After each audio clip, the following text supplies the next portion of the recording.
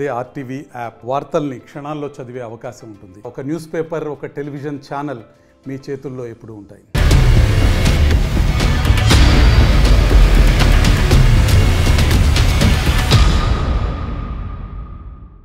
నమస్తే, welcome to leaders for. నేను సచిన్. ఆంధ్రప్రదేశ్ రాజకీయాలు రోజు రోజుకి మరింత ఆసక్తికరంగా మారుతున్నాయి.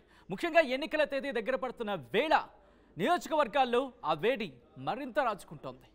సో ఈ నేపథ్యంలో మనం మాట్లాడుకోబోతున్నాం ఉమ్మడి శ్రీకాకుళం జిల్లాకు సంబంధించి మరో ఆసక్తికర నియోజకవర్గం నరసన్నపేట. నరసన్నపేటలో ఏ పార్టీ ఎవరిని బరిలోకి దించిందనేది చూద్దాం. ఆ తర్వాత ఇన్ డీటెయిల్గా మాట్లాడుకుందాం. Here it is. వైసీపీ నుంచి బరిలోకి దిగుతున్నారు ధర్మాన కృష్ణదాస్, అలాగే తెలుగుదేశం పార్టీ నుంచి బరిలోకి దిగుతున్నారు బగ్గు రమణమూర్తి. ముందుగా ప్రొఫైల్స్ చూద్దాం, ఆ తర్వాత ఇన్ డీటెయిల్గా మాట్లాడుకుందాం. వైసీపీ నుంచి బరిలోకి దిగుతున్నారు ధర్మాన కృష్ణదాస్. ఈయన ప్రొఫైల్ కనుక చూస్తే బీసీ పోలినాటి విలమ సామాజిక వర్గానికి చెందిన నేత, బీకాం చదువుకున్నారు. మొదట అన్న ధర్మాన ప్రసాద్ రావు అనుచరుడిగా ఉన్నారు ఈయన ధర్మాన కృష్ణదాస్. ఇంకైనా ప్రొఫైల్ చూస్తే కనుక 2004-2009లలో ఎమ్మెల్యేగా పోటీ చేశారు, గెలిచారు. వైఎస్ఆర్ మరణం తర్వాత వైసీపీలో చేరారు ధర్మాన కృష్ణదాస్. 2014లో ఓటమిని చవిచూశారు. 2019లో తిరిగి ఎమ్మెల్యేగా పోటీ చేశారు, గెలిచారు ధర్మాన కృష్ణదాస్. ఇది ధర్మాన కృష్ణదాస్కి సంబంధించిన ప్రొఫైల్. ఇక తెలుగుదేశం పార్టీ నుంచి బరిలోకి దిగుతున్నారు బగ్గు రమణమూర్తి. ఈయన ప్రొఫైల్ కనుక చూస్తే బీసీ పోలినాటి విలమ సామాజిక వర్గానికి చెందిన నేత, తెలుగుదేశం పార్టీ ఆవిర్భావం నుంచి పార్టీలో ఉన్నారు. 1995లో నరసన్నపేట జెడ్పీటీసీగా పోటీ చేశారు, గెలిచారు. జిల్లా పరిషత్ వైస్ చైర్మన్గా పనిచేసిన అనుభవం కూడా ఈయనకుంది. 2014లో తొలిసారి ఎమ్మెల్యేగా పోటీ చేశారు, గెలిచారు. 2019లో పోటీ చేశారు, కానీ ఓటమిని చవిచూశారు. ప్రస్తుతం మూడోసారి అసెంబ్లీ ఎన్నికల బరిలోకి దిగారు బగ్గు రమణమూర్తి. ఇది బగ్గు రమణమూర్తి. ఇది అభ్యర్థులకు సంబంధించిన ప్రొఫైల్. ఇక నియోజకవర్గానికి సంబంధించి క్లుప్తంగా చూసే ప్రయత్నం చేద్దాం. Here it is. Srikakulam Lok Sabha స్థానంలో భాగం నరసన్నపేట నియోజకవర్గం. బీసీల ఓట్లు ఇక్కడ కీలకమైన మాట మనకి వినిపిస్తూ ఉంటుంది. శ్రీకాకుళం, జలమూరు, పోలాకి, సారవకోట మండలాలు ఈ నియోజకవర్గం పరిధిలోకి వస్తాయి. ఇక సామాజిక వర్గాల పరంగా ఎవరికి ఎన్ని ఓట్లు ఉన్నాయనేది చూసే ప్రయత్నం చేద్దాం. Here it is. ఇక్కడ అంటే ఆంధ్రప్రదేశ్కు సంబంధించి ఉమ్మడి శ్రీకాకుళం జిల్లా నరసన్నపేట నియోజకవర్గంలో పోలినాటి విలమ సామాజిక వర్గానికి 34% ఓట్లున్నట్టుగా తెలుస్తోంది. అలాగే కాళింగ సామాజిక వర్గానికి 15%, తూర్పు కాపు సామాజిక వర్గానికి 13%, శ్రీశైన అలాగే సిటిబలజ అంటే వీళ్లకు సంబంధించి 12%, ఈ సామాజిక వర్గానికి సంబంధించి 12% ఉన్నట్టు తెలుస్తోంది. అలాగే ఇతరులు 26%గా ఉన్నారు అనేది మనకు అందుతున్న సమాచారం. ఈ నేపథ్యంలో ఇక్కడ ఎటువంటి ఈక్వేషన్స్ ఉన్నాయి, ఎవరి విజయ అవకాశాలు ఏంటి, ఎవరికి ఎటువంటి అంశాలు అనుకూలిస్తాయి, ఎటువంటి అంశాలు ప్రతికూలంగా ఉన్నాయి, ఎవరు విజయ అవకాశాలు ఏంటి తెలుసుకుందాం. మా ప్రతినిధి నాయుడు అప్డేట్స్ అందించేందుకు సిద్ధంగా ఉన్నారు. నాయుడు, శ్రీకాకుళంలో మరి ముఖ్యంగా అంటే ఉమ్మడి శ్రీకాకుళానికి సంబంధించి నరసన్నపేట నియోజకవర్గంలో వైసీపీ నుంచి ధర్మాన కృష్ణదాస్, అలాగే తెలుగుదేశం పార్టీ నుంచి బగ్గు రమణమూర్తి. ఎవరు గెలవచ్చు అనేది అక్కడ ఎటువంటి చర్చ జరుగుతోంది, ఎవరికి ఎటువంటి అంశాలు కలిసి వచ్చే అవకాశం ఉంది, ఎటువంటి అంశాలు ప్రతికూలంగా ఉన్నాయి, ముఖ్యంగా అక్కడ ఇంపాక్ట్ చూపించే అంశాలు ఏంటి, అంటే డిసైడింగ్ ఫ్యాక్టర్స్గా ఉన్న అంశాలు ఏంటి అక్కడ? సచిన్, చూస్తే కనుక నరసన్నపేట నియోజకవర్గానికి ఈసారి ఒక ప్రాముఖ్యత సంతరించుకుందని చెప్పుకోవచ్చు.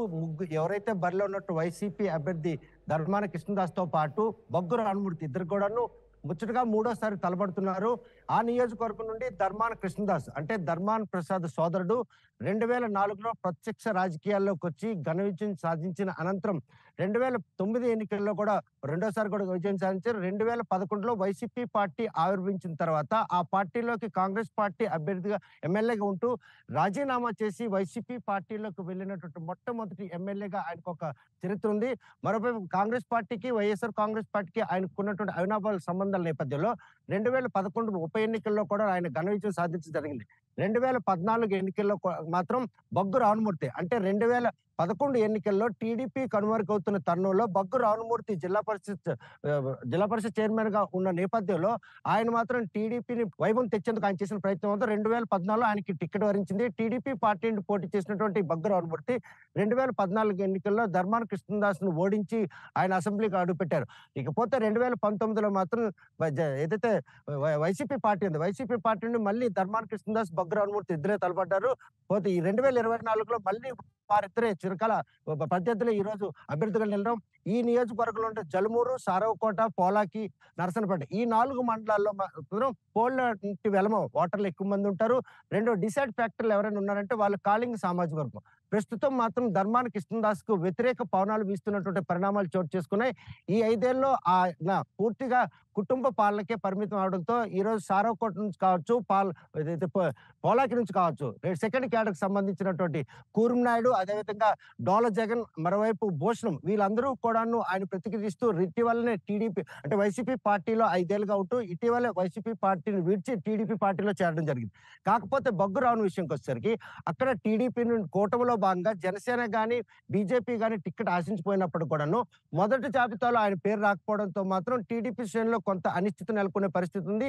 ఈ విషయంలో వైసీపీ దూసుకుపోతున్న ఈ తరుణంలో రెండవ జాబితాలో రావణమూర్తి పేరు రావడం, అదేవిధంగా ఎవరైతే వైసీపీ పార్టీలో అసమ్మతులు ఉన్నారో వారందరూ కూడా బొగ్గు రావణమూర్తి చెంతకు చేరడం, ఈ పరిణామాలన్నీ చూస్తుంటే మాత్రం నెక్ అండ్ నెక్ ఫైట్ మాత్రం మనకు స్పష్టంగా కనిపిస్తుంది. 2019 ఎన్నికల్లో సుమారు 19,000 ఓట్ల మెజార్టీతో గెలిచినటువంటి ధర్మాన కృష్ణదాస్ కి ఈసారి మాత్రం అక్కడ వ్యతిరేక పవనాలు స్పష్టంగా కనిపిస్తున్నాయి.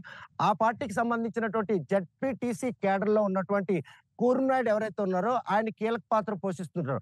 ఒక రకంగా చెప్పాలంటే ధర్మాన కృష్ణదాస్ కి రైట్ హ్యాండ్ గా ఉన్నటువంటి కూర్మనాయుడు ఈ రోజు 2 ఏళ్లుగా వేరు కుంపటి పెట్టి సమావేశాలు పెట్టినప్పటికి కూడాను ఆయన సద్దుమణిగించే విషయంలో కృష్ణదాస్ మాత్రం వైఫల్యం చెందడమే ఈ రోజు ఆయనకి ఆ వ్యతిరేకత నెలకొన్నదని చెప్పుకోవచ్చు. బొగ్గు రావణమూర్తి విషయంలో మాత్రం ఆయన 2014లో గెలిచిందే తరగా సాగునీటి ఆధారిత ప్రాంతమైనటువంటి ఆ నియోజకవర్గంలో ఎత్తిపోతల పథకం కావచ్చు, అదేవిధంగా కాలువలు పూడికలు ఇటువంటివి అంటే సాగునీటి వనరులు పుష్కరంగా కల్పించే నేపథ్యంలో ఈసారి ఆయనకు వచ్చిన ఈ అవకాశానికి టీడీపీలో మాత్రం ఎట్టి పరిస్థితుల్లో గెలుపు తమకే వరిస్తుంది అన్నటువంటి ఆశాభావం వ్యక్తం చేస్తున్నారు. వైసీపీ అసమ్మత నేతలు ఒక్కరొక్కరుగా బొగ్గు రావణమూర్తికి చెంతకు చేరడం మాత్రం ఈ రోజు కృష్ణదాస్ అయితే క్యాంపెయిన్ లో మాత్రం ఒక అనిశ్చితి నెలకొంది.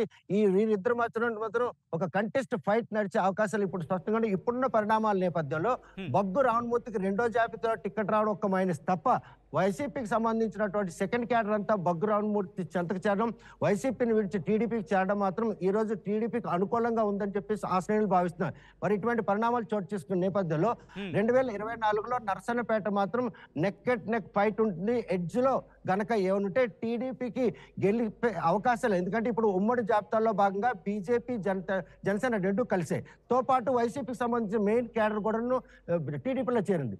ఇవి కూడాను టీడీపీకి ప్లస్ అయ్యే అవకాశం ఉంది. వైసీపీకి ఉన్నటువంటి మైనస్ ఒక్కటే 5 ఏళ్ల పాలనలో మాత్రం ఈ రోజు తన కుటుంబానికి తప్ప ఆ నియోజకవర్గం ఏమీ చేయలేదు. సాగునీటి వనరులు తేవడం విషయంలో కానీ ఎత్తిపోతల పనులు పూర్తి చేయడం కానీ ఈ పరిణామాలన్నీ కూడా నిర్లక్ష్యం చేయడమే ఆయనకు వ్యతిరేకత ఉన్నది స్పష్టం అవుతుంది. ఇటీవల పెద్ద మొత్తంలో అడియాలతో పాటు నామినేషన్ దాఖలు చేసినటువంటి బొగ్గురావుకి వచ్చిన ఆధారం చూస్తుంటే ధర్మాన కృష్ణదాస్ నామినేషన్ వేసిన రోజు కూడా అదే పెద్ద మొత్తంలో రేపు కనుక జనం వచ్చేలాగుంటే ఆ నియోజకవర్గంలో మాత్రం నువ్వా నేనటువంటి ఫైట్ మాత్రం మనకు స్పష్టంగా కనిపిస్తుంది.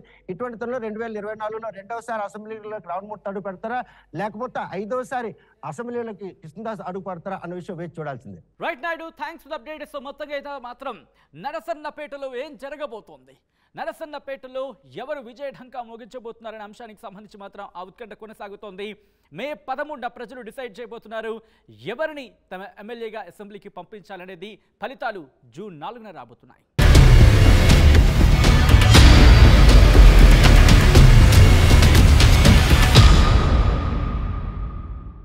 మరిన్ని వీడియోస్ కోసం ఛానల్ ని సబ్స్క్రైబ్ చేయండి. లేటెస్ట్ అప్డేట్స్ కోసం వాట్సాప్ ఛానల్ ని ఫాలో చేయండి.